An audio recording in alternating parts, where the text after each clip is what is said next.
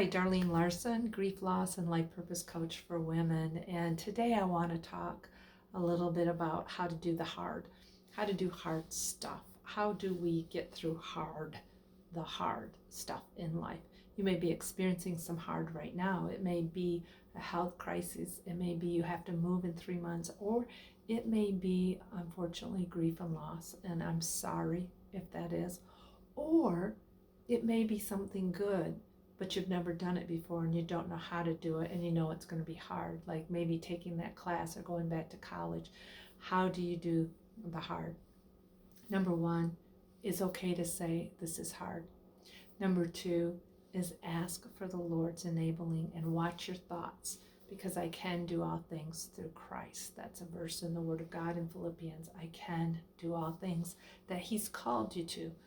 He will give you the enabling, empowering, okay?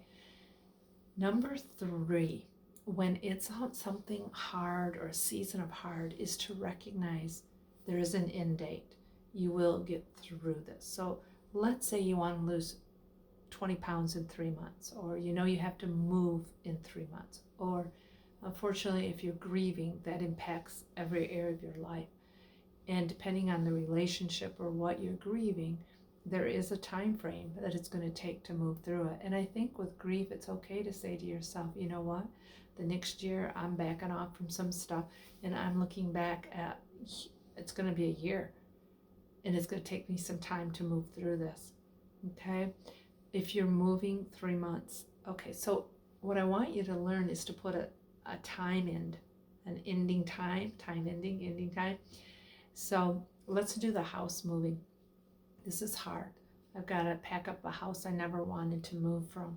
And so how do I do this? Get 4 bags or 4 boxes nearby you. And you have 3 months to be out. Well, you do 1 room a week, okay?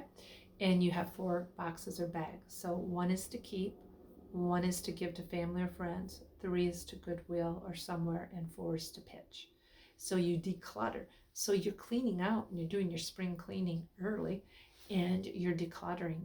And always have extra 4 boxes nearby, because you'll get so much done.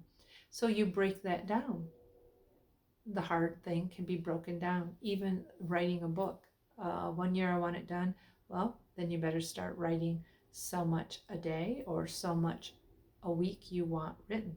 Losing weight, 20 pounds, 3 months. Okay, so how much you're going to lose a day? What are you going to do to head toward that goal? So if you put an end date to that hard thing, then you back it up and you start breaking it down in the chewable chunks.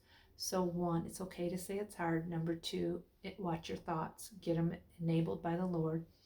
3 is to put an end date to whatever that hard thing is.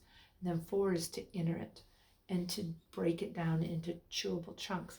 Now, you may say, yeah, grief, how do you break that down? You enter it. You enter it, and you also get ready to cry, and tears are okay. And you get ready to enter new seasons and new this is tough. Now, this also can happen when we want to step into the new areas that God's calling us to. That if you've never done it, it's going to be new. And it's okay. You may wobble. It's okay. But also, about 3/4 into doing something new in a project, you may want to bag it, or halfway to 3/4. Don't. Keep working through this, the hard. Keep going towards that end date, because when that end date comes, you are going to feel so good about all that you've worked through, even grief and loss, because you will have grown. Okay? So how do you do the hard? Recognize it's hard. Ask for His enabling. 3, try to have an end date to get the hard thing done or through it or toward it. 4, chewable chunks, and you keep at it. You can do it. I know you can. And if you need coaching, email me.